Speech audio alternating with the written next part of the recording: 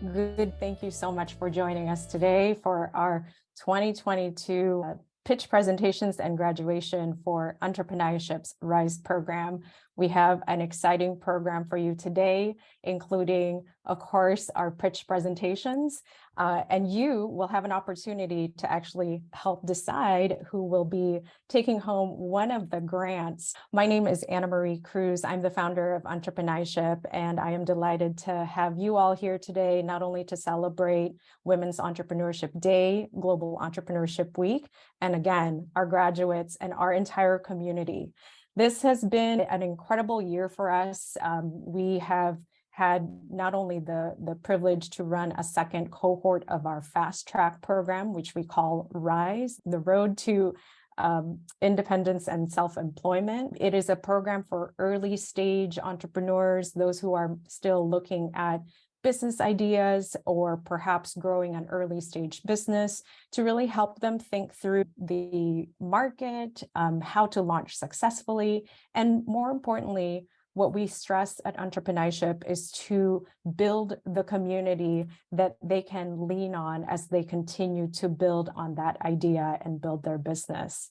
I am joined here today by our board. So I'd like to introduce Leslie Ann Tsai, Daniel Perez, Sharon Senko, and Connie Choi. This year, as I mentioned, has been a very transformative one for us.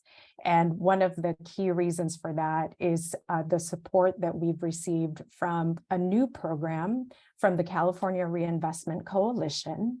And this fund, or this program, the Resilience Fund, is on a mission to ensure that CDFIs, or community development financial institutions, which are key to providing capital to many of our unfortunately disinvested communities, again, have leadership that represent the communities they serve. So I am so pleased to introduce a guest speaker here with us, Yarrow Martin, who is our program manager, which doesn't encapsulate everything that she does for us. She is our advocate. She helps us connect to a ton of resources, to other organizations like ours on the same mission to empower our community. So I'm so delighted to introduce Yarrow Martin. Oh, wow. Thank you for that warm welcome. And hello, everyone. Welcome. I'm really excited to be here. Thank you so much for having me. I want to say congratulations to all of the graduates and job well done to Anna Marie, to the board of Entrepinayship. I'm really amazed at all of the amazing work that you all have done to really help to shepherd and steward this initiative. So I want to give all of you all a round of applause, and I want you to give one to yourselves as well. So I'm going to be looking away at my notes, so please excuse me. But thank you for having me again. My name is Yarrow Martin, and I am the program manager for the Resilience Fund at the California Reinvestment Coalition. CRC is a statewide member-driven organization that advocates for the right of BIPOC and low-income communities to have a fair and equal access to banking and other financial services, by ensuring that banks and other corporations invest and conduct business in our communities in a just and equitable manner. We envision a future in which people of color and low-income people live and participate fully and equally in financially healthy and stable communities. As part of that vision, we launched the Resilience Fund last fall to reimagine systems of capital with these communities at the center. This initiative, innovative initiative, provides capacity building, technical assistance, and grant funding to BIPOC-led nonprofit organizations like Entrepinayship, who have ambitions of reaching CDFI certification. Our goal was to uplift a new generation of CDFIs who would help to build new pathways to economic resilience and to help connect thousands of impacted families and small business owners to resources to begin the initial steps of reimagining an economy that works for all Californians. So I'd like to take a few minutes to really go back and explain really the impetus of starting the fund. Sometimes I think we have to remember kind of where we start in order to kind of get a gauge of where we're going. And so I'm going to take you back to the summer of 2020. There was the murder of George Floyd at the hands of the state, coupled with disproportionate economic hardship experienced by BIPOC communities throughout the entire nation. and the devastating impact on small businesses in particular as they struggle to stay open and to access PPP loan relief. And all of these things, all of the challenges at that time made it painstakingly clear to the CRC board and staff that two things needed to happen. One, that it was high time to reckon with the history and legacy of racism in this country. And two, that there had been decades of public and private disinvestment and other systemic institutional barriers that really stifle the vitality of communities of color and poor communities. And so with that recognition, there was an opportunity to help to expand the impact and reach of the CDFI field and to help build and support the infrastructure of CDFI statewide that empower Black and Brown communities. And so we decided to launch the Resilience Fund. CRC put $1 million of our own money to start the fund. And then we asked our financial partners to join us and to put their money where their mouths were. And so the goal is to focus again on supporting California-based CDFIs that are BIPOC-led, serving BIPOC communities, again, who are historically excluded from this type of capital and capacity building initiative. We convened an advisory board of community leaders who can help us to kind of guide us through this program. They hired me, a program manager that is new to California and really learning kind of the dynamics of the state, but with a background in racial economic work. And we put this program together, and we've been building it as we have gone along. And so I wanted to take a few minutes also to talk about kind of just the selection process and some fun things that happened that Anna Marie may not have even known about. So the application process, as you can imagine, was very competitive. We had over 60 applications from organizations throughout the state of California, and we were looking for organizations that had a commitment to this work, commitment to internal and external equity, diverse leadership, that were varied in different sizes. And so, folks, we had a lot of, like I said, applications that were very, qualifying applications. And so trying to figure out who would be a good fit for our inaugural cohort was a task, to say the least. And so here's a little known fact, and this is news to Anna Marie as well. There was a little blip in our process. We had an initial group of organizations that we wanted to advance to the semifinals. And at that moment, we realized that Entrepinayship's application was not a part of that initial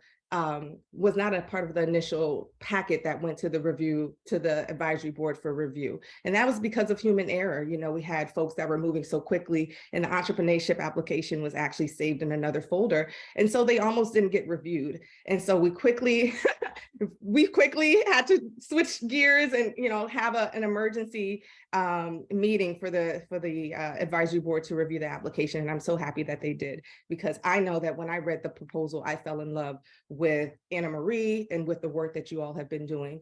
I love the vision that, the vision that every Filipina can reach her full potential using entrepreneurship as a pathway to generational wealth, autonomy, and financial independence. And I really appreciated learning more about some of the challenges that the AAPI community, especially in the AAPI women, face when it comes to, access and just visibility. And so, yes, I appreciated learning all those things. I also appreciated learning more about Anna Marie's mom and her own specific challenges that she faced when she came here as an undocumented immigrant, and navigating through those challenges. And so I was one of the champions. Our executive director or CEO, Paulina, was one of the champions to ensure that Entrepinayship had a spot in our inaugural cohort. So I'm so happy to be here. And, once again, thank you for giving me the space to speak this morning. But really, truly, I want to thank you all for all of the amazing work that you're doing.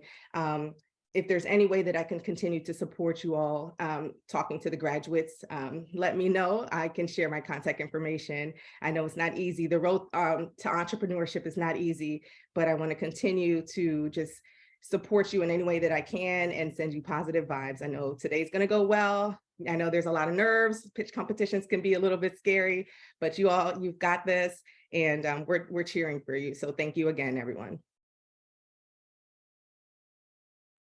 As you just heard, this is about community, and we cannot do this work without our supportive community from our volunteers, from our board, and from our champions. I want to just acknowledge Elaine Dizon and Cheryl Deptovich Diaz for being our champions. Instead of one champion, we have two champions every year. Elaine actually helped us to really put some structure and framework around our Kumari circles, and especially during the pandemic when things were tough and people still wanted to connect.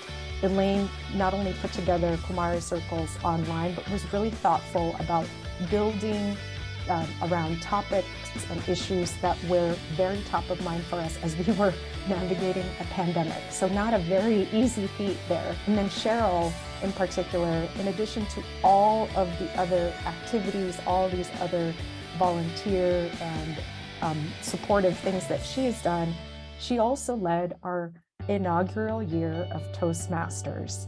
So I want to thank you both. This is just a small portion of what these two women have done for our organization, but want to put a special spotlight on you two. Elaine, I'd like to turn it over to you if you would like to share any words, and then we'll turn it over to Cheryl. How surprised am I to be awarded such a heartfelt award? I think what you've done, Anna Marie, is create a community and an opportunity that helps people come out of their shells and grow in a personal, professional, and a wellness kind of way. And as much as I may have given, I get 10 times back. And I think that's the message I want to give today is when you can give something, you are opening the door to get 10 times back. And what I've received from Anna Marie, Entrepinayship, Cheryl, and all the members and everyone I've gotten to meet, and I see some familiar names on the pitch presentations, which is also a great thing. You know, our community can sometimes feel so small and so big because it can feel unconnected, but this is a way to connect. And at the end of the day, I always think of this phrase, I'm ride or die entrepreneur. So thank you, Anna Marie, for giving me the opportunity to support you in this community and offering my daughter a chance to know that she has a network of people that she can tap into as she grows into her teenage years and into her college years. And I look forward to her becoming an entrepreneur herself. Well, Elaine has said 100% of what I would like to say as well. Elaine is so well spoken. I love following her because she is the goal when we have our Entrepreneurship Toastmaster events. Elaine is our beast in not having Oz. So thank you, Elaine, for teaching me to rise to this moment to follow you. But this is an easy award because it's easy to give to entrepreneurship. It is easy to volunteer to entrepreneurship. It is a labor of love, and it is the home base to where I return. It is where I drop my anchor so I do not lose myself, but it is also the springboard from which I get to rise and fly to unknown parts. And I am who I am because of groups like entrepreneurship, but particularly because of entrepreneurship. Thank you so much for always giving me the space to push myself and challenge myself and find myself. Thank you. Thank you again, Cheryl and Elaine, for being our champions of the year. And now I'm going to turn it over to one of our board members, Daniel Perez, whose mother was a strong entrepreneur as he was growing up in the Philippines. Daniel is also the founder and owner of, you can see here, Dream Sidekick, a consulting agency. Daniel is going to be our moderator for our pitch presentations, and I will turn it over to you now. Thank you, Anna Marie. I hope everybody can hear me. So just to give everybody the format of what we're doing today, each of our presenters, we have 8 presenters today, and I'm really excited to hear what each one of them is going to be presenting, and what are their business ideas, what their businesses are, and each presenter will have about 5 minutes to present. 1 minute out, I will be going out of mute to just say you have 1 minute left, and then let them continue for another minute. After each presenter, we would have 2 minutes for feedback from our judges. And we have 3 judges today, and I'll give them a chance to introduce themselves as well. And then we will have a minute of to introduce the next speaker, as well as just making sure that everybody has their materials up and running, and then we can go and start the next presenter after that. I know that's like a quick roundabout there, but I think before we move forward, let us give our judges a chance to introduce themselves. I will start or hand it over to Kristine, and let me see, Eliane. So I remember being a co-judge with Christy last year, so I'm going to start with her and give her a chance to introduce herself. Thank you, Daniel, and it's such a pleasure to return. In fact, it's nice to see some of the fellow entrepreneurs from last year's cohort. Just a quick introduction. I'm Kristine Serrato. I'm a proud entrepreneur in the food and beverage space. I'm the founder of Pair Anything, and I'm very grateful for this community. It came at the time in my life when I had lost my mom, and I needed to feel this connection to my heritage, and I'm so happy that I found this sense of belonging here. And it's a pleasure to serve as a judge again, and also just to be of service to this community. I am always inspired to be around, fellow entrepreneurs achieving the unexpected. So thank you for having me. Thank you, Christy. I will hand it over now to Christina Oriel. I remember meeting her at the LA Historic Gateway inauguration. So Christina, good to see you again. Thanks, Daniel, and thank you, Anna Marie and Entrepinayship, for having me today. I've been such a follower and fan of Entrepinayship's work over the past few years, seeing it grow from Anna Marie's project at PhilPro, and then to 2018 when we did our first retreat and the different workshops, and now to having programs like this to give platform for more entrepreneurs to share their ideas and build this community.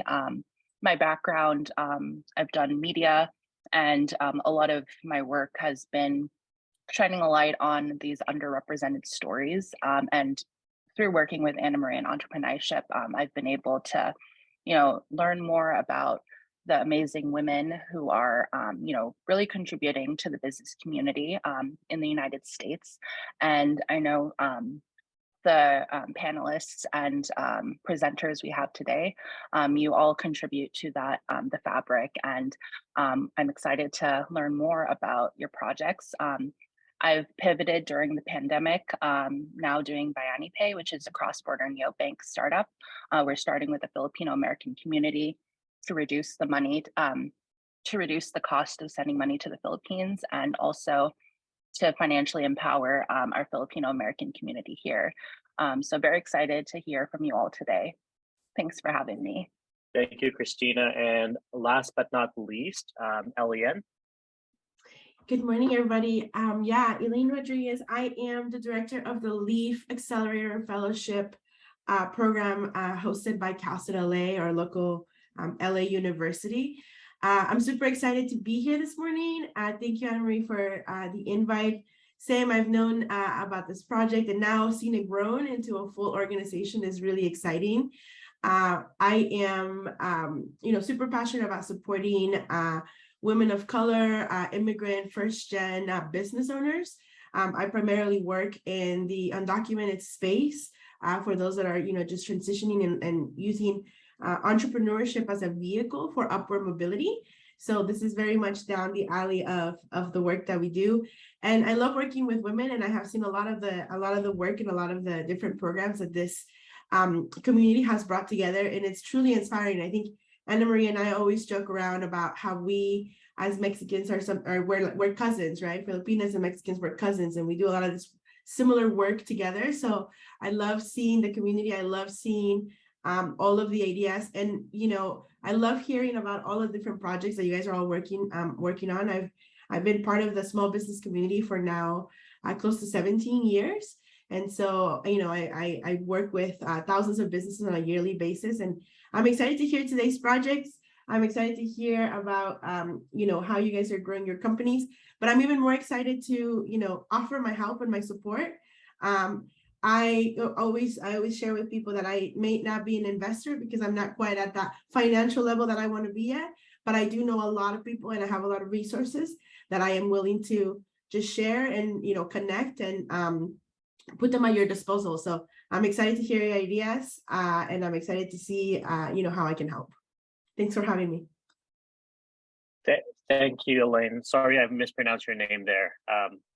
But I think we are ready to start. So I'm calling up our first presenter, Janice Andrade. I see her. Oh, great. On to you, your time, I think, once you get your presentation up. All right, you're ready? Your time starts. Hi, everyone. I hope you can see my presentation. I started Mahusay LLC 2 weeks before I got laid off this year. So I really wanted to start something that I could put my focus on. And so we will be providing apparel, product, and service. Sorry, I'm first, so I got to whoosah, all the nerves. So my mission and vision, Mahusay means great in Tagalog, but I speak a different dialect. I speak Waray. Mahusay means beautiful in my language. And so it's a family-owned company that provides top quality motivational apparel, products, and life coaching services. The vision that I see for Mahusay is I want to be able to pass this down to my children. Growing up in a family of 9, we immigrated from the Philippines and my dad was always working. So it was always paycheck to paycheck. It was never like anybody to look up to as far as business or starting a business. And so I kind of wanted to pave that way for my own family. And so a little bit about me. This is my family. I was born in La Paz, Leyte, Philippines. I came here in 1995.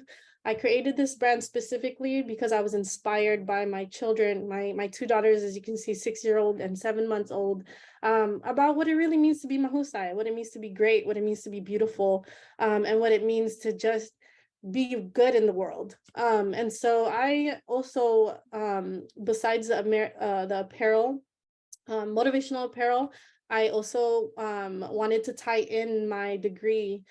This past May, I just graduated from USC with my doctoral in education. You can call me Dr. Janice Andrade, in organizational change and leadership. And for the last 10 to 15 years, I've really focused on community organizing, mentorship, and I've been working with a lot of at-risk youth in a lot of locations like Oakland, California, where I grew up, Denver, Colorado, and mostly LA County. And so the work that I've been doing, I wanted to transfer that onto my business. So it's not just selling apparel or products, but it's also providing mentorship, leadership, personal and professional coaching, which I will be explaining in a little bit. So these are the 3 things that Mahusay will be comprised of: motivational apparel, beautiful products, personal and professional coaching. And then I will go into my request, since this is a business pitch. So I hope you're willing to hear me out. Motivational apparel, it has the power to motivate and strengthen by using affirmations to reinforce positive thinking. My daughters are African American and Filipina, and so naturally there's a lot of cultural misunderstandings. And so I'm teaching both of them to be beautiful in their own skin and to be happy with who they are. And so being able to see positive affirmations on t-shirts, that's one of the things that really brought me to creating a motivational apparel for all ages. So they'll be comfy, casual, and affordable, and really cute. I can't wait to start designing. I'm at the beginning of the business, so extremely startup. As far as beautiful products, as I mentioned, this is family inspired. My daughter is 6 years old, and I cannot tell you how many videos I have on my phone of her putting on lip gloss, lipstick, chapsticks, whatever you could find, she puts it on. And so I kind of wanted to incorporate her and what she loves to do, because I envision her coming out with me to be able to sell some of these products at pop-up shops or, you know, at different events. And my younger daughter, she's only 7 months, but she doesn't know we're very big on crystals and promoting positive energy. And so we want to be able to sell physical, emotional, and spiritual healing in jewelry forms, just like the one in the picture. So that comprises of the beautiful products. And then last but not You have least, 1 minute left. got it. I wanted to put in my personal professional life coaching. We'll be providing one-on-one mentorship, goal setting, and confidence and leadership group trainings. This is what I've done in the last 10 to 15 years, being able to help uplift a lot of at-risk youth. My age range is generally 17 to 30 years old. That's what I've been working with for the last few years. But I'm open to one-on-one mentorship with anybody who needs the support. And so my request today is share, like, and follow Mahusay LLC on Instagram. This is a startup cost. Any financial contribution would be greatly appreciated. I added the Venmo. It's just Mahusay LLC, $5, $10. Oh, that's my own timer. And so, yeah, that's just my ask. Whatever anybody can contribute, that would be great. This is the all the information. Let's work together and create a Mahusay world. Thank you. Thank you, Janice. We'll have about 2 minutes to have feedback or questions from our judges.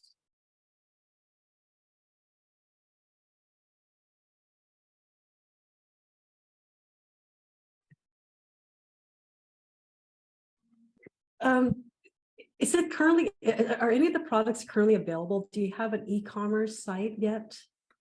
Not at the moment. I'm like right at the beginning of the startup. And out of the amount of money that you're asking for, what would it take for you to get an e-commerce site up? So for the website and putting everything together and then getting the inventory, minimal, I think $3,000. Great, thank you. I'm really inspired by your pitch. Thank you for sharing. Thank you so much. Janice, just one quick question. You're currently making the lip glosses or you're planning to make lip glosses and crystal jewelry out of your home? Like you're going to be making it yourself? The jewelry, yes, we will be, we buy it wholesale. We already have a provider. We're going to be buying it wholesale. And the only thing we're going to buy is the actual chains, and then we're going to put them together. And then the lip gloss, we're going to buy wholesale as well. I'm looking at Alibaba and a few other products. We outsourced in downtown LA. And then just putting the logo onto the, the little lip glosses containers and going from there. Yeah, thank you, Janice, for your presentation, and kudos for going first to kick off today's program. About your professional services, do you plan to mostly do virtual or have a space for clients to come in?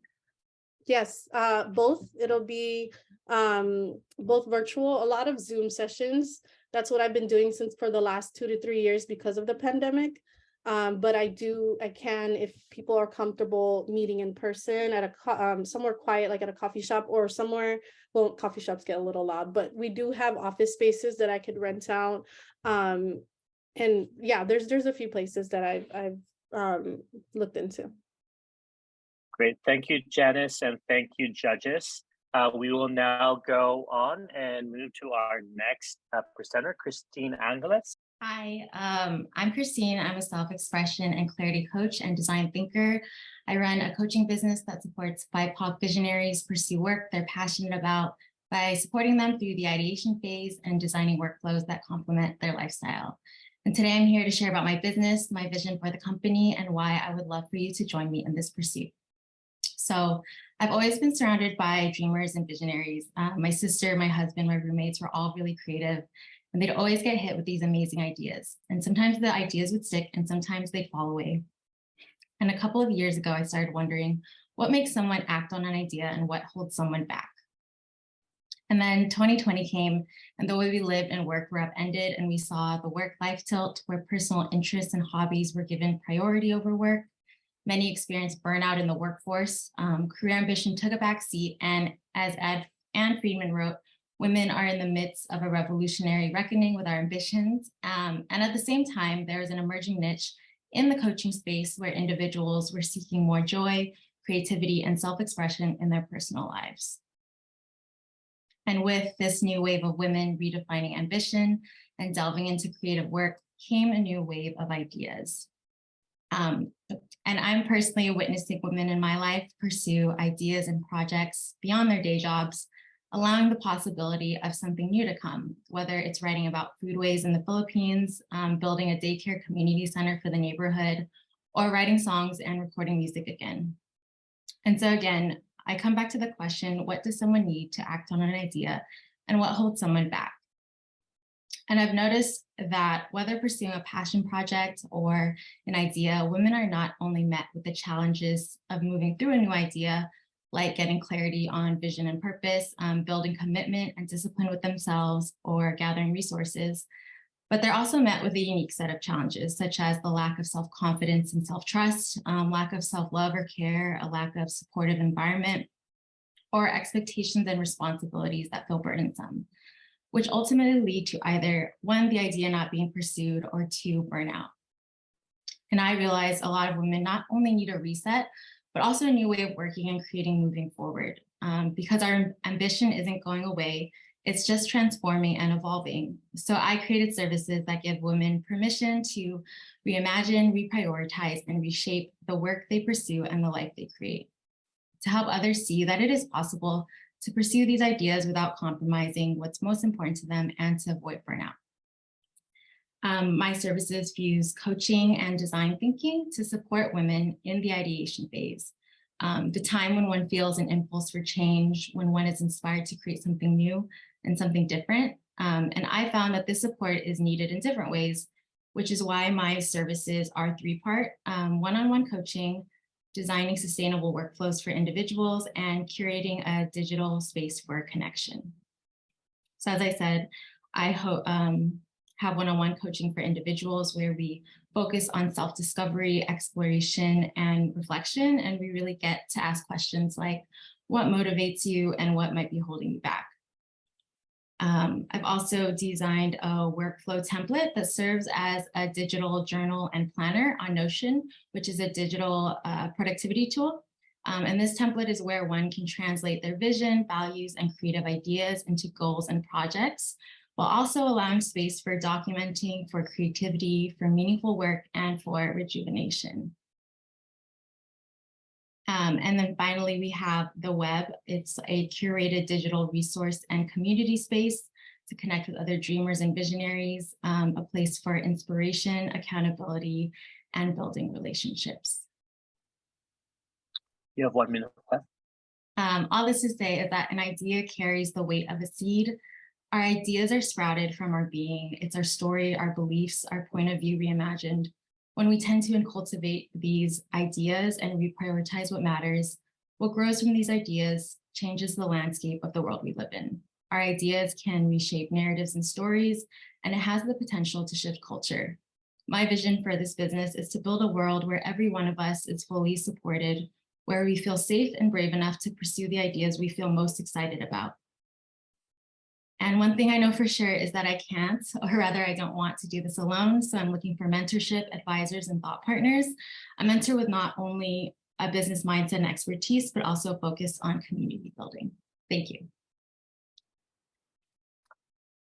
Thank you, Kristine. And then now we'll hand it over to our judges for their questions.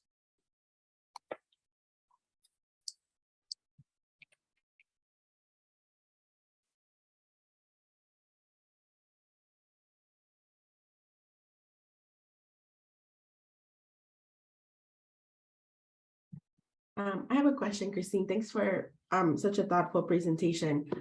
How many clients do you currently have, and how many do you envision having at like the top of your scale? Like what is the maximum amount of clients that you think you'll be able to take on? Right now, I don't have any clients. My max right now at the beginning stages would be 4 one-on-one to see how that feels on, because I'm not sure where my capacity is yet with like how many one-on-one I can do.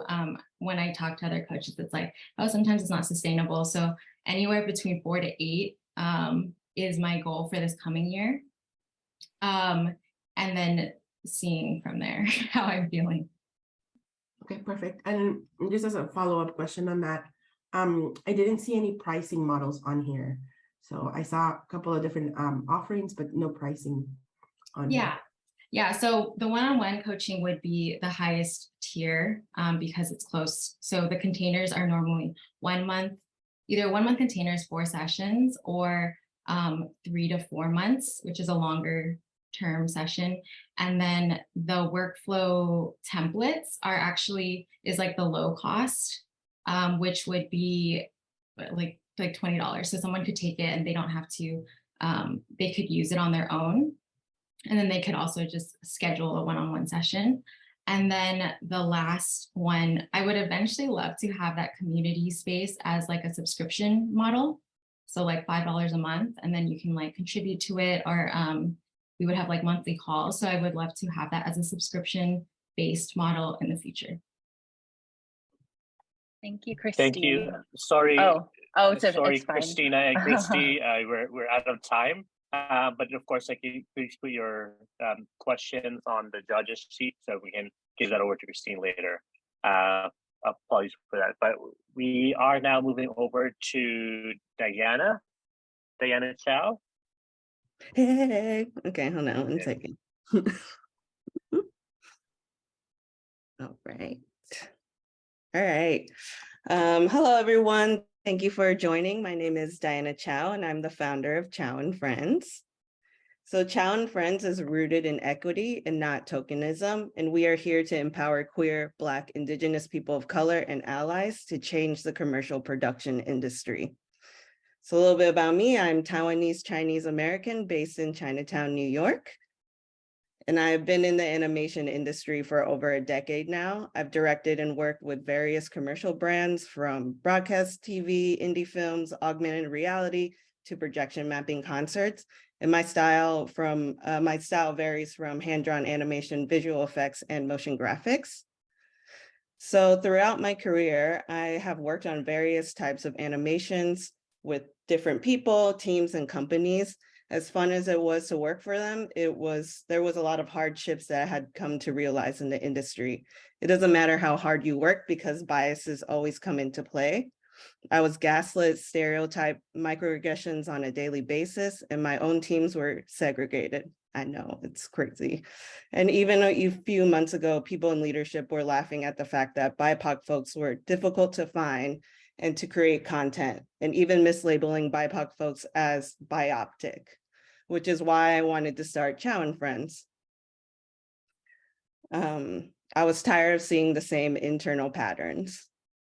So based on the 4A's analysis that observed 165 agencies representing more than 40,000 employees, around 70% of the advertising agency is made up of white and Caucasian people, and positions in power are mostly made up of white and Caucasian people, while BIPOC folks are doing the grunt work. In a survey from Free the Work, directors that are BIPOC make up only around 38%, and 34% are gender marginalized directors who have been awarded commercial jobs in the industry, and the rest went to white and Caucasian people. But our stories matter from the inside and out, and we need internal change. Even though companies are trying to control their public image, there's no real internal change or sustainability. BIPOC folks should be telling the stories that represent us. And as companies, and BIPOC folks need to be in leadership positions to be able to nourish those that have felt underrepresented for a long time, to guide and direct teams, and to have those who are watching feel seen. And as companies grow, they can get carried away with the influx of changes, such as restructuring, growth, or downsizing that happens internally, that we lose sight of diversity and the need for solutions that can be easily deployed. So how can we help? We structure and organize for in-house brands and ad agencies while offering diverse freelancers to help lead the way. Which also includes how we structure a team, organize animation files, obtaining universal servers, strategy and process for animation, and mentoring their in-house animator to speak business to business about animation, all while partnering with the client and integrating their workflow. So we would start as short-term consultants, 3 to 4 month contracts to help jumpstart their creative teams. And we will set them up for success. Freelancers with 10 to 20 years of experience help lighten the load on ongoing campaigns, setting up your in-house team with the tools they need to succeed for long-term of the company. And this may feel like companies are spending more money upfront, but in the long-term run, they will save more money because people are setting up their systems correctly and not patching it together while it falls apart along the way. And if you don't need any of those things, we are hireable as an outside agency as well. So here we are, a few of our network of friends, our amazing team full of different backgrounds and cultures with allies who support. And my ask is that I need a financial advisor for business, specifically ones who understand the agency route, prospective C-suite clients who want to partner with our company, a network of production people such as animators, editors, writers, producers, businesses who need and want content. And if you're a small Q BIPOC owned business, we can do a sliding scale that works for you. And for Q BIPOC folks who want to learn in this industry, we'll welcome you with open arms and mentor you and help not get taken advantage of in the industry. With that being said, thank you, and let's be friends. Thank you, Diana. Let's kick it over to our judges. I know they probably have a lot of questions there. Christina? Oh, yeah. Thank you, Daniel. Well, hi, Diana. Nice to meet you. And what a fun deck. Definitely reflective of your animation services. So question, how are you currently marketing your services and getting clients? I feel like I've kind of done this for my freelance work has kind of been training throughout the years of my career. So currently I have a load of clients and a vast network of people that I've worked with personally. And so currently, I'm sorry, I just lost your question. Oh, how are you getting clients marketing? Okay. So currently I'm kind of doing word of mouth and just emailing at this point, but I wanted to be able to set this up before I started reaching out to my networks of clients. I hope that answered your question. Deanna, I'm really thrilled by your vision here, and definitely very supportive of it. So to follow on Christina's questions about your go-to-market, why wait? Let's say you're going to go out and get your first maybe 10 customers, right? What would it take for you to get your first 10 customers? I think I would need to talk to more C-suite people because it comes internally. And the more that I talk to the middle leadership, I think that their vision is not as aligned as what C-suite people would want. So I think it trickles down, and once it stops at a certain point, and then once it goes down, I feel like I couldn't enter that space because people already have their own ideas and biases in that point. Well, good morning, everyone. My name is Meleca Consultado, and I'm the founder and chief celebration officer at the Empower Showers company. It is our mission at Empower Showers to redefine the culture around who and how we celebrate one another. And through our products and services, we aim to achieve our company vision to empower women one celebration at a time. Now, this company was born from a single question, and better yet, a set of questions given to a full room of professional women at an Advancing Women in Leadership conference. I asked them, when was the last time you were celebrated? And I want to pose that question to you this morning. Think about that time, the occasion, who you're with, and what you felt like. And the follow-up question to that is maybe when was the time you wish you were celebrated, but you weren't? And what did that feel like? And I invite you to share your answers either to these two questions in the chat box, because my team and I are always looking for free market research. But why celebration? For us, celebration is key because we understand the crucial role they play in the individual and community level. Celebrations inform us about what a group deems to be significant, meaningful, and of value. They can empower and encourage us to provide an environment where people feel supported and can spur success between self and others. And finally, celebration can be a vehicle for personal and systemic change and transformation that can be a means to carry through a transition and challenging moment in life. Therefore, when I stood in that room of professional women and heard the pain of recognizing that they had experienced significant milestones and successes in their life, but they had a hard time remembering what they were celebrated for, I knew exactly what it felt like because that was me a year prior.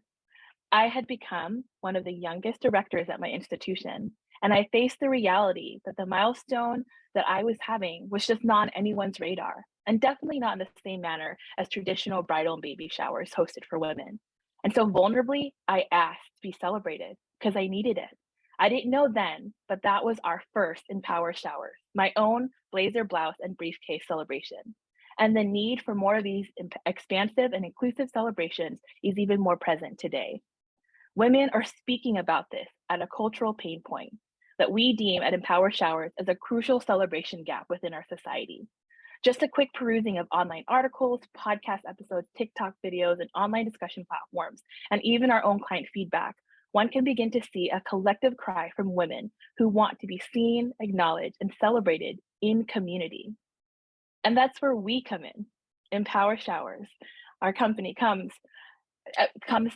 we seek to come alongside women, their friends, family, and community to develop and host or offer consultation in creating one-of-a-kind micro-celebrations that truly acknowledge the breadth of women's achievements and experiences.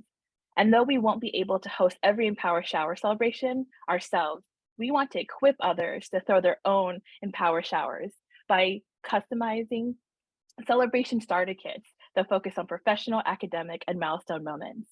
So whether it's a woman getting her degree, like our client Claudia, who passed statistics course after 10 years of trying and was finally able to receive her AA degree, or our client Lindsay, who after being in the job market for over a year, finally landed her dream job, or our client Dawn, who was a single gal who decided to become a foster parent. We seek to blaze a new trail within the celebration industry that will change the culture around who and how we celebrate one another, and that will ultimately empower women in their next season of life. And the industry numbers have something to say about the potential profitability for celebrations outside of marriage and motherhood. Just consider the numbers here on weddings, baby showers, and the celebration industry. Can you imagine what these numbers might reflect if we took a percentage of the over 100 million women in the US over the age of 18 and sought to celebrate their academic, professional, and milestone achievements? The possibilities would be limitless and the profitability would be present. And that's why we're here today, to share with you our dream, invite you to blaze a new trail with us in the celebration industry. And if our team is one of the winners for today's pitch presentation, we can move forward in our phase 1 of our company's timeline. And here's how you can join. You can invest in us financially to help us establish our brand, secure intellectual property, or develop our first round of celebration starter kits. You can come alongside of us and mentor and share your industry wisdom to us as a young team. And finally, you can help us spread the word and get Empowered Showers into your networks. Because to close, Empower Showers seeks to expand the narrative of celebration for women to make it more inclusive of moments in women's life. Because at the end of the day, we're not just here to offer a service or a product, but to envision a new paradigm forward. And we invite you to join us in the celebration revolution. And we hope that one day I can throw Empower Showers for all the R.I.S.E graduates here. Thank you. Thank you, Meleca. Judges? Yes, thank you so much. It's quite exciting what you're doing. Can you tell me a little bit about your pricing model and how do you monetize your service? Yeah, so one of the things my team and I have been doing is some market research on that pricing specifically, because we've been looking at kind of the event planning space, and most of the pricing is kind of outside the range of the community that I normally serve. And so we've been trying to look at maybe doing income equivalent. We also saw in our surveys that people are wanting to do a flat rate and then potentially offer a budget that they would use for like vendors. So the clients that we've had have been all beta clients to kind of see, one, to see if people are interested in this and just to kind of get the word out. And then the celebration starter kits, we've been doing prototypes and the items in it are around $65 to $70 for everything included in the celebration kit. Great. And kudos to doing your testing. That's extremely important. Great pitch deck you have there. I appreciated the numbers you shared with like the market potential, as well as your timeline for early next year. I thought that was very helpful for your direction on and your ask. Out of the three kind of segments you mentioned, doing the celebrations and then doing the celebration kits, what would you say is your priority to get out into the market first? By sheer numbers, the celebration kits would have a larger kind of impact, because they're created, they're kind of renewable income, where the celebrations, like our full hosting, are much more intentional. They take more time. But I also do I do group or one-on-one consultations. So the one about the foster parent, I actually met with her 3 friends and I kind of walked them through what it would look like to throw a shower for her. So I just came alongside them and then they created, because it's hard without a framework. Great. Thank you, Meleca. Thank you, judges. We are now moving over to our next presenter. We have Paz Eliza Padilla. Hi, everyone. Good morning. All right.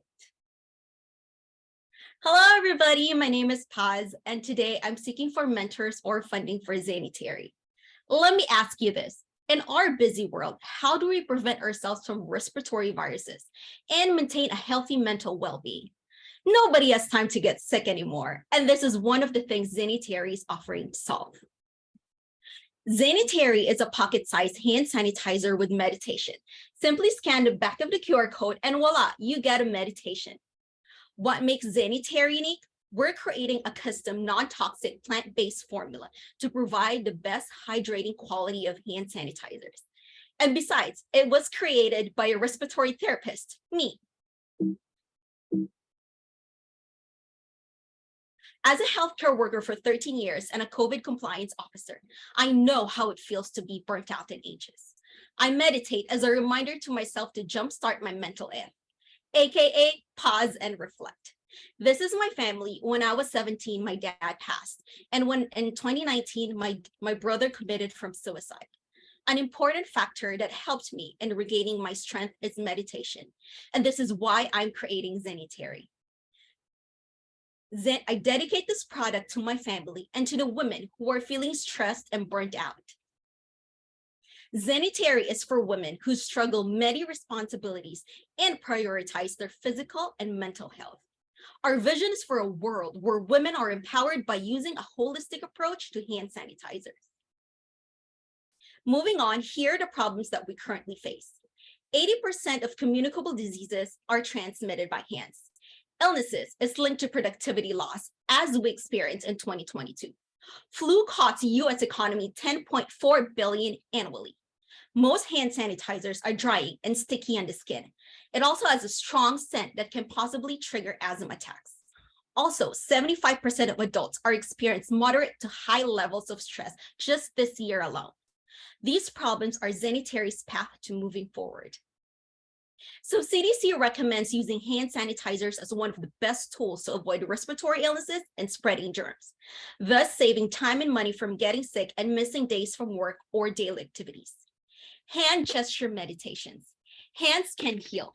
Hand gestures as mudras are used in yoga and meditation practices. Each hand position is often used to facilitate healing and channel energy in the areas of your concern.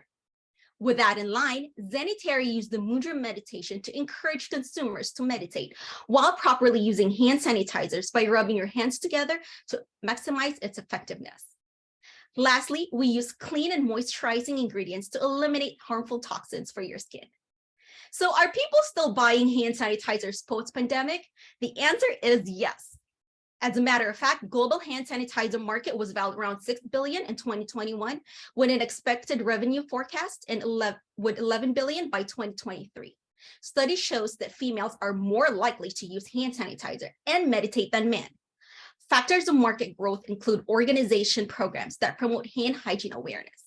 Also, respiratory illnesses are everywhere. We have different virus strains and COVID mutations. So we're currently in a process of negotiating with a manufacturer. Our minimum order quantity is $5,000, and we'll be selling $10 per hand sanitizer with a total revenue of $50,000. Our startup cost is $4,306. We need to sell 3,804 units to break even. Our goal is to sell at approximately $1,000 per month from our launch date in August 2023 until December 2023 to get a net income of $9,694. As you have 1 minute left. I want to show this photo from our Filipino culture called bayanihan. It means willingness to help one another to achieve a common goal in spirit and unity of work. And I am hoping we can continue this tradition. I am seeking for funding or mentors who are knowledgeable in manufacturing, e-commerce, and marketing. With your expertise and funding, I hope you can help build Zenitary and its legacy to become an impact on the positive lives of millions. Thank you very much. Maraming salamat po. If you want to receive updates about Zenitary, please scan the code on the left side. And if you want help with the funding, please scan on the right side. And in return, you'll receive the first glimpse of the meditation music we're including with a hand sanitizer. I have a question in terms of the meditation component. Walk me through what does the meditation component look like? Where does it come from? Who pays for it? Who creates it? Yes, thank you for asking that question. So we're using the component of mudra meditation. So there's about 100 of different meditations that with the hands. So the buyers will scan the QR code and it will direct to our website, or if they want to have the app, and then it will and then that link will become free. And they register and they simply click play, and then there's like a guided meditation with it. Paz, this is really amazing. I'm very excited about what you're doing. Can you tell me, let's say a year down the road, 2 years down the road, where do you see Zenitary going? Thank you for that question. I am seeing a Zenitary to have different products. So each product will be different scents, but instead of calling it lavender or citrus, I will call it healing, awareness, intuition. So that's how I see it grow. And I'm also looking for antibacterial lotions and cleaning supplies. Thank you. Thank you for your presentation and sharing that bit about your backstory and professional career. You mentioned, so your timeline for next year is the manufacturing. Once you get your first batch, are you going to do direct to consumer online, or tell us about how you want to roll out the products? Awesome. Thank you for asking that question. I am starting with e-commerce, and I am also starting reaching with my friends and family and my coworkers. I still work at Children's Hospital, and we are very tired as healthcare workers, and we really need this product. So first, because I'm by myself and I don't have a sales team, I will market this and I will reach out to my friends and family, and through the word of mouth, and hopefully through online ads, it will grow. Thank you. Our next presenter is Jenna Pascual. Hi, everyone. My name is Jenna Pascual, and I am the founder of a woman of color owned corporate wellness company. And today I am pitching for funding. And so just a little bit about my background and what inspired me to start this company is in 2000, my mother passed away from cancer, and this was when I was 15 years old. And because she passed away from cancer, it really inspired me to dedicate my life to my own health and wellness. And in 2012, I was working at Facebook, And on the outside, I looked really happy, but on the inside, I was really suffering. I was suffering from depression, anxiety, and I was also really stressed at work. I was even diagnosed with repetitive stress syndrome. And then in 2016, I decided to leave the tech industry and I pursued yoga. So here's me graduating from my yoga teacher training. And then I discovered something called laughter yoga. So my vision for this company is to be the first women of color owned business to help companies create happier and healthier employees through the power of laughter. And research shows that if you just laugh for at least 10 to 15 minutes a day in a sustained period, you can reap so many health benefits, including reduced stress. It can also help you boost your immunity and spark creativity and productivity. So for me, it really, really helps people in the corporate environment for these reasons. And then also with my personal experience of being diagnosed with repetitive stress syndrome when I was working at Facebook.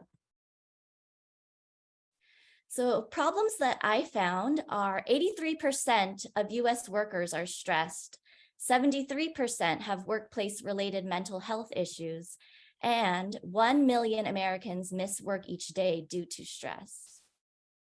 So my solution is to incorporate laughter into corporate wellness programs by having live, virtual, and on-demand laughter programs, also offering virtual and live one-on-one and group coaching.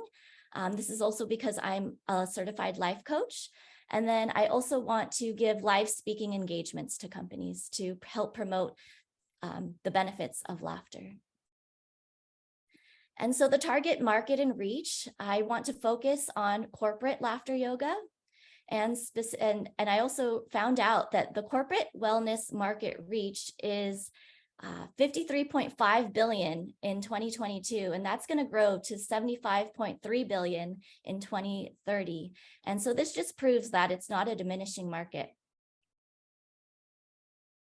And why me? So I have over 7 years of experience teaching laughter yoga. I have taught in the Bay Area at companies like Google, LinkedIn, Salesforce. And I was also featured on the Filipino channel for my laughter yoga and also in the Maui News.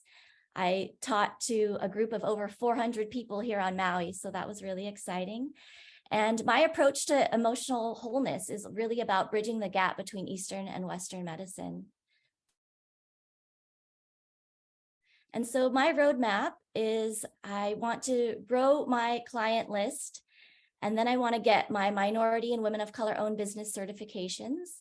And then I want to launch my on-demand content and then sign contracts with companies and also government agencies to help spread more laughter in the workplace. And financials, it'll be about $4,000 for my on-demand content creation and video equipment. It'll be about $2,000 in startup costs for sales, marketing, and legal, and then about $2,000 in the training and certifications that I want to get in order to get the signed contracts from government agencies. So my ask today is $8,000 for startup costs. And here you can stay in contact and laugh with me. You can scan the QR code. It'll lead to my website and my Instagram. And I want to thank you all today. And I hope that you can all laugh. And how much time do we have left, Daniel? Yeah, like less than a minute left, guys. All right, I do want to share a laughter yoga exercise since we have time. So let's just take a deep inhale through the nose and let it out with an exhale. Deep inhale through the nose. Let it out with an exhale. Deep inhale through the nose. And this time, let it out with laughter. So that's just one little example of laughter yoga. So thank you all for listening, and I hope you all have an amazing day full of love and laughter. Aloha, Jenna. Aloha. I really needed that. And it was nice to be able to experience what you do. It just makes me more connected to your aspiration. My question is, like you're developing content, and I looked at your what you're asked. Do you have, in terms of talent, do you have everything that you need to start this up, or is there maybe a partner, another talent that you need to kind of complement you? No, right now I have everything I need. I just need to record it and launch it into the app. Wonderful. Thank you. Thank you for asking. Thanks for that, Jenna, and for giving us that brief meditation after. So the last phase is reaching out to corporate clients. What would you need? Can you elaborate more on what would you need to, pitch to them and create that program for these businesses? Yeah, so I spent about 10 years working at tech companies in the Bay Area, so I have a lot of personal connections. So my plan is to tap into my network and to get in that way. And then also, I would love to attend HR and wellness conferences and fairs and pitch to HR managers and wellness managers. What is the plan for expansion? So what happens once you have everything you need to do by yourself? How do you bring on more people? Yeah, so my plan right now, I'm doing everything by myself. I'm doing all the in-person classes by myself, which is why I want to create the on-demand class or on-demand feature. But once I expand, I would like to hire associate laughter yoga classes to help me. We will hand it over now to Kathy Tan. Okay, good morning, everyone. So my name is Kathy Tan, and I'm really excited to share with you about my small business, Amalu Coaching LLC. First, my motivation really started out by, the experiences from my own family. You can see my mother in the middle. She is a resilient, strong Filipina woman. I am a first generation Chinese and Filipina American. Those are my three sisters. And I was inspired by, what I've experienced. My mom, she was 27 years in an abusive relationship. And Amalu Coaching is really all about empowering women and empowering communities. And how I plan on doing that is really focusing on empowering survivors of abuse like my mom, who is extremely strong and resilient, and also the support system of survivors, right? Best friends, the family members, because a lot of the services that I've noticed there's a lot of professional services, but not enough services specifically for those that are closest to the loved one, which is the survivor. So what is the actual problem? So as far as, homes that have had domestic violence or trauma in the home, those individuals, and this is including children, right? Research has found that they are 15 times more likely to attempt suicide. 74% of these women were found to sustain at least one traumatic brain injury, which, as we know, right, that impacts how somebody shows up in the workplace. In addition to that, there's been links to chronic health problems such as heart and liver disease, cognitive and emotional functioning disorders, and early death. On a larger scale, this is actually happening a lot more often than we think, although it is a very silent issue, right? In the pandemic, they found that every 1 in 3 women will have been subjected to physical or sexual violence at least once in their lifetime since the age of 15. A lot of women on this call. And so what is this costing America specifically? They found that the total annual cost is over $12 billion annually, just related to healthcare costs from domestic violence related incidents. And then for work productivity, they found a net loss of $1.4 billion annually, and then also reduced earnings for the victim or the survivor of domestic violence. So what are my proposed solutions to that I want to really hone in and focus on, which is trauma-informed leadership coaching and community groups for survivors and family and friends. I've done a lot of work since I graduated with my master's degree this past May to connect with different domestic violence service providers here in Los Angeles. And a lot of them are focusing on the bottom 3 tiers of Maslow's hierarchy of needs, the immediate needs like finances, cash, right?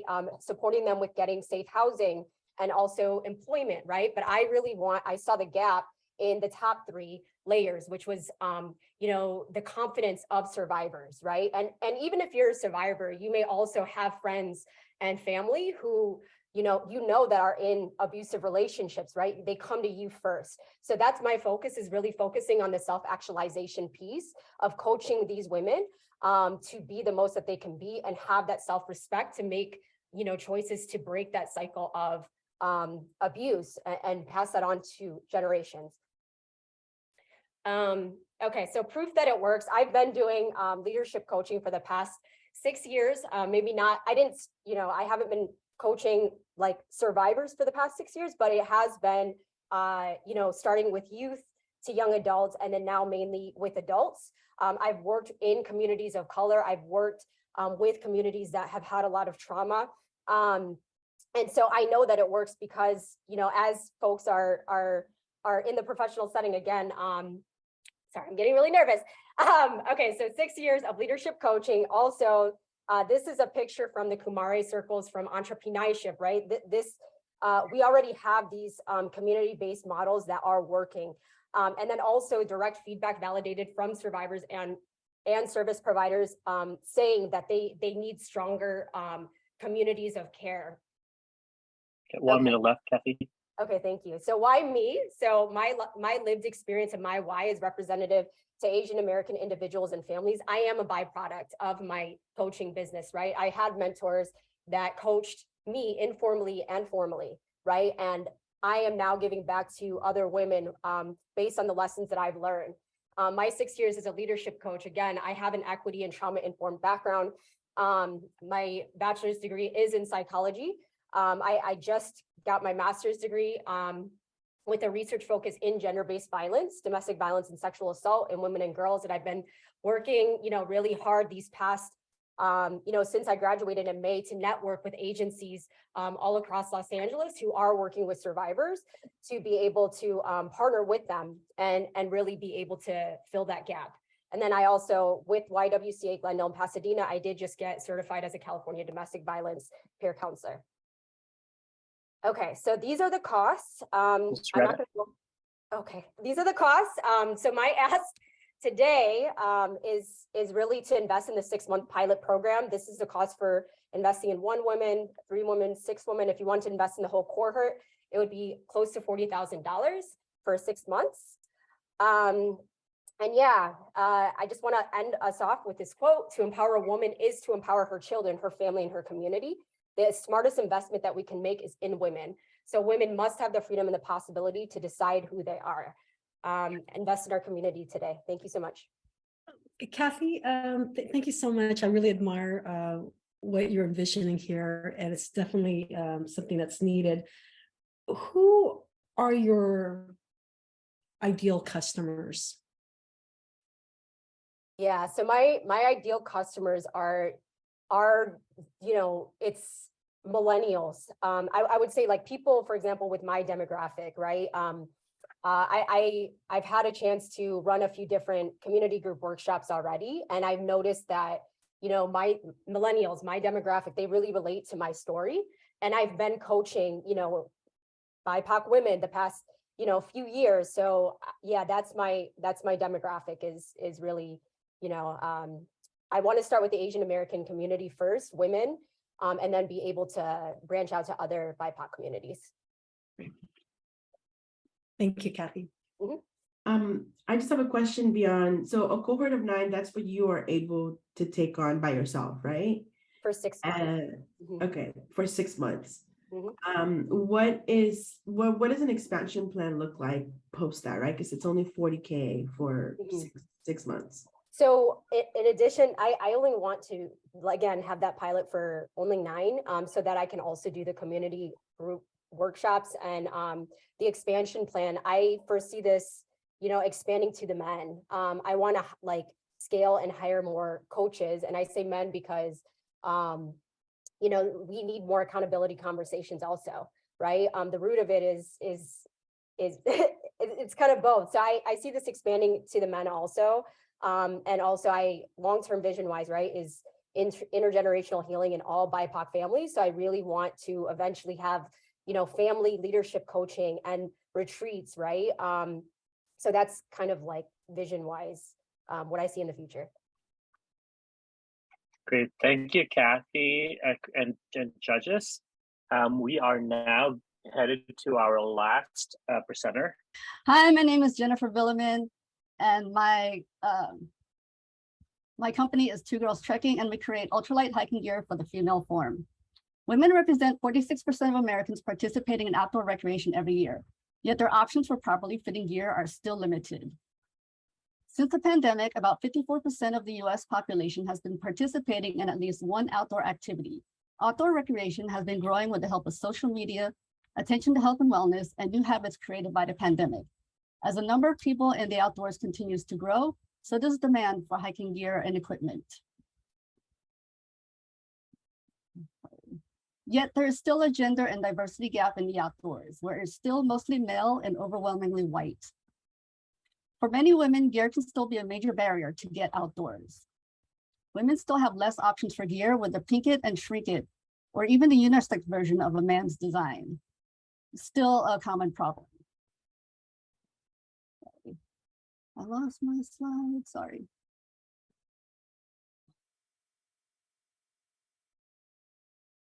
Inspired by my own challenges with trying to find a lightweight backpack to fit my own body, I realized how few options women really have for outdoor gear.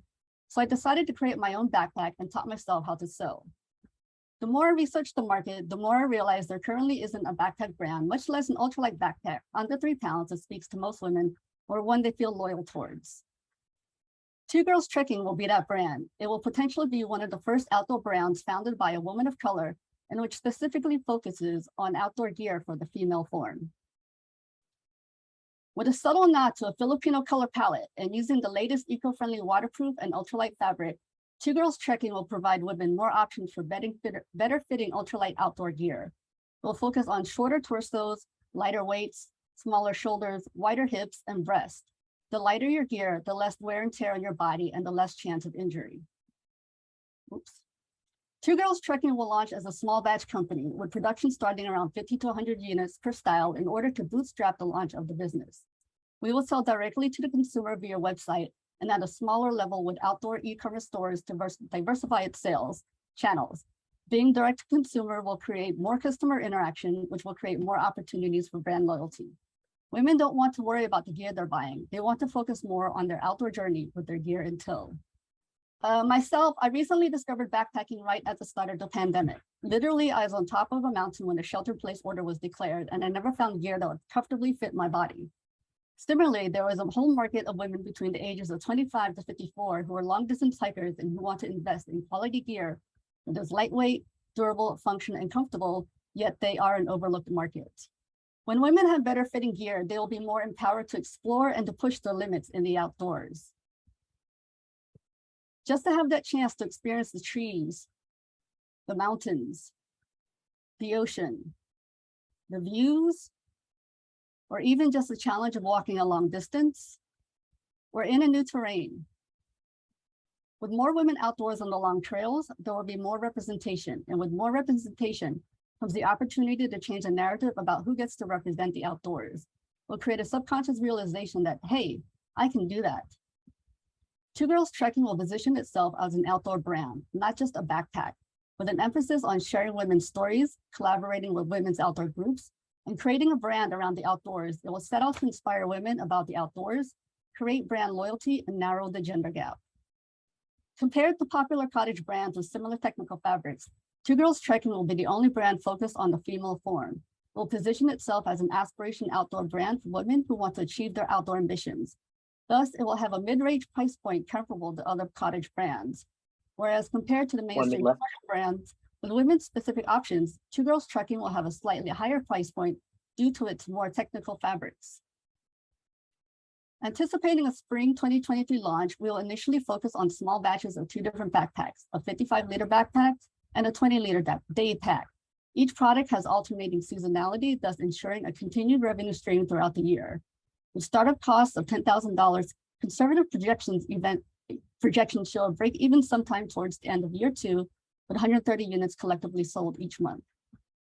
Seeking a sponsor, Two Girls Trekking needs you as a sponsor. We need your influential advocacy to create connections and visibility for us so we can have a better chance at traction. Please consider being a sponsor. Jennifer, you're inspiring for us to be able to enjoy the outdoors more. Definitely love your story. If you can think of your ideal industry partner, who would that be? Well, right now I'm looking for a co-founder with a supply chain background. And I think that aspect that will help me get a better view of what I would really need. Because right now I just really been focusing on prototypes. Since the women in the outdoors has been really kind of like an overlooked market. And so before I put a product out there, I want to make sure I do it well. And so I've been working, really focusing more of my time on that. Because I feel like when women realize that they have more options for gear, I think they'll be more inspired and motivated to get out there and push themselves, find more physical challenges for themselves. So a partner, I think ideally I would like to start with BIPOC owned businesses to carry some of my gear, and also want to collaborate with other women's groups, women's outdoor groups.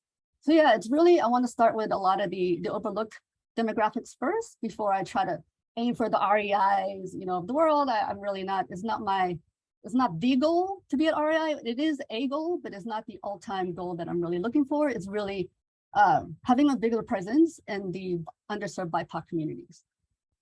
Yeah, thank you for clarifying your vision. Thank you, Jennifer. What a great, product. And I know there are a lot of people in the comments that want to try it out. I would love to also, even though I'm not a big hiker, but you inspired me. In terms of, funding, have you thought of different options for getting this out and getting your initial funding, whether it's like something like Kickstarter or finding kind of angel investors? Can you talk about that? I'm really not focusing too much on investor money because I really want to just apply for grants and just start really low key, because I don't really know the women's market too well, because it's really never been really defined. No one has ever really taken the time to really study the women's gear market. And so I don't want to like have this big pot of money and put all these products out there and not, and it won't go anywhere. So I want to start out small and just gradually build a company. That's why I'm looking to bootstrap. But mostly I'm really focusing on just applying for more grants. Jennifer, I think similar to Christina, I'm not a big outdoors person. And then I saw the sticker price and I had a little bit of a sticker shock where I was like, I'm inspired to go outside, but I don't know if I'm inspired for the price point, right? And I'm trying to think of what is a strategy to get that cost down? Is there a place in which the cost of this backpack actually does go down so that it's more accessible and maybe more appealing to the demographic that you're targeting? Well, like I said, there's women between 28 and 54 are more apt to save money. They're looking to invest in quality gear. So that's the market that my product will really aim for, especially if you've been on the trails for a bit and you have a little bit more experience. So people who are looking to upgrade their gear would be more my demographic. But I will also be putting out a smaller day pack where the price will be a little bit lower. So it's more accessible to a lot more people, because it'll be only a small 20-liter day pack for people who want to go on a long distance hike just for that one day. They start out in the morning, come back in the afternoon.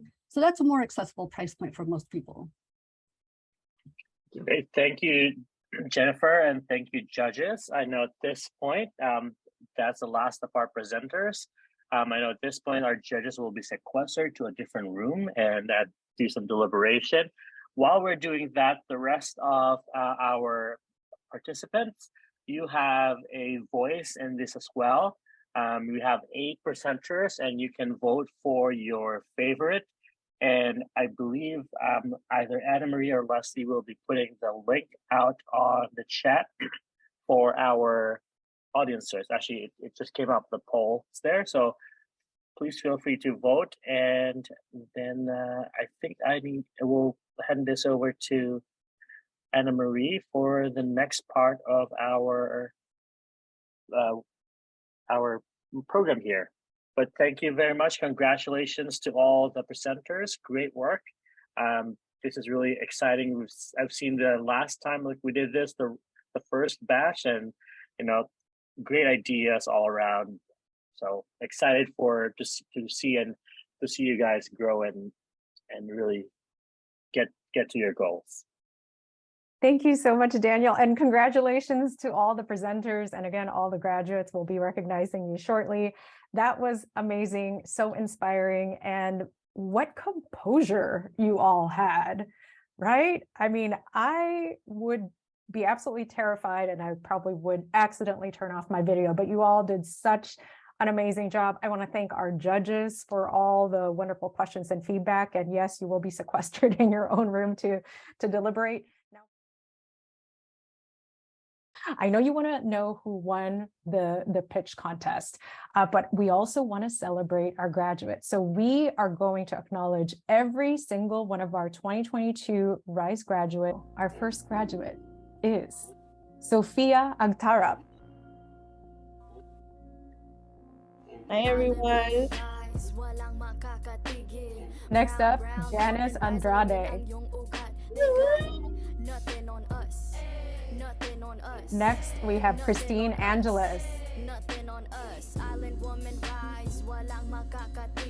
Next, Denise Aquino. Next, we have Kathleen Buban with Mahal Thrift. Our next grad is Mylene Rad Kahambing. Next graduate, we have Diana Chao. Next, Meleca Consultado. Next, we have Justine David. And then Monique Francisco, who is not able to join us today. Next, we have Selena Arciaga McKee.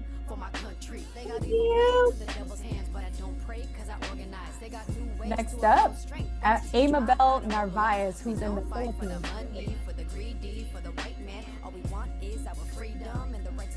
Next up, Paz Eliza Padilla. Next, Jenna Pascual.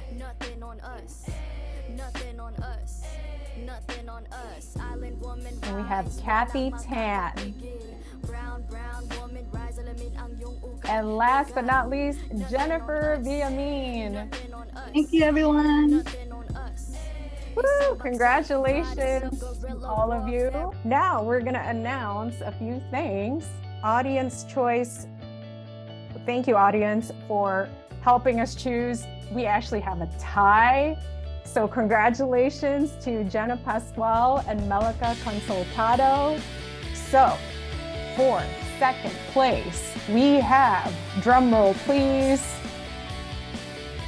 Diana Chao. For first place, drum roll please, Meleca Consultado. Thank you so much.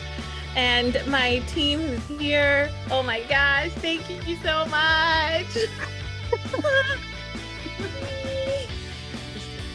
Congratulations to all the graduates and for the presenters for today. I think, yeah, it was really tough because everybody's presentation is very unique.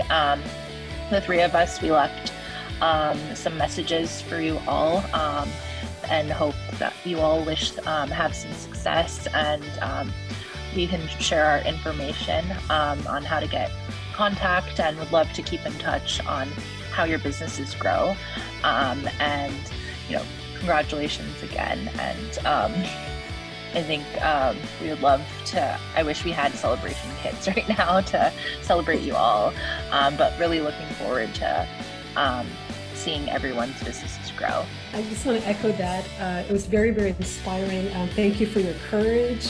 You were all amazing in articulating your vision, your mission, and being able to put yourself out there in terms of how you want to change the world.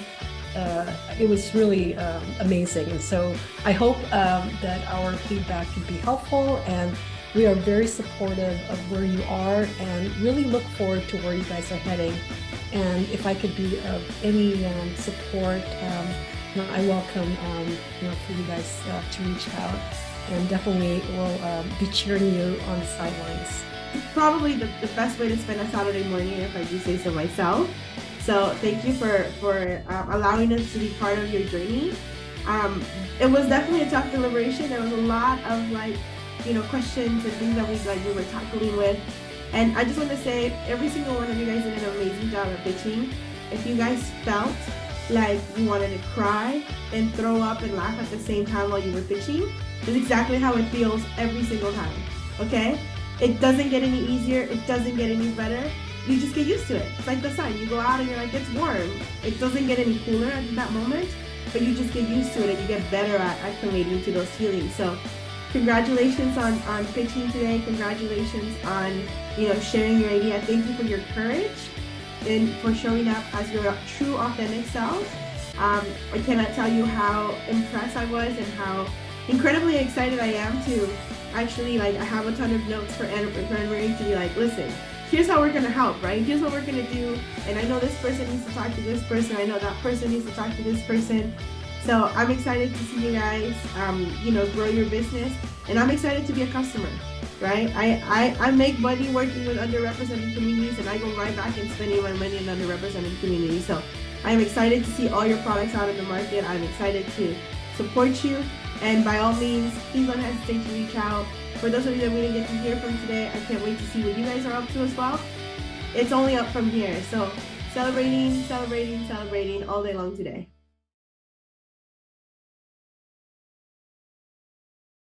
We know that we have a lot of work ahead of us, but I want you to focus on the last part of this, which is community of belonging. We are focused on making sure that our community feels seen, feels heard, and you saw that today.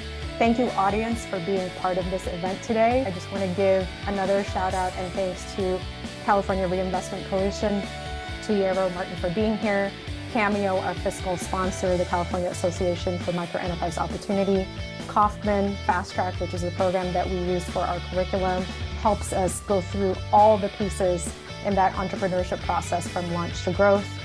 Also, again, want to honor the legacy of Paulina Jocelyn Belisi Corpus. I want to thank our champions of the year once again, Cheryl Dipkovich Diaz and Elaine Dizon. Thank you to all of our other community supporters, including our consultants and our community advisors listed here.